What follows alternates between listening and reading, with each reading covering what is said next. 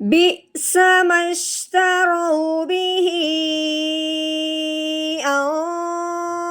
أنفسهم أن يكفروا بما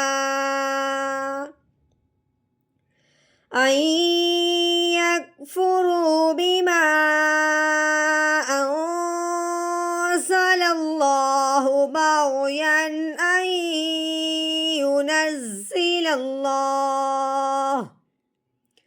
أن ينزل الله من فضله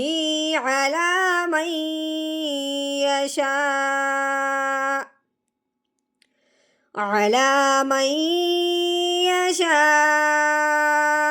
من عباده فباءوا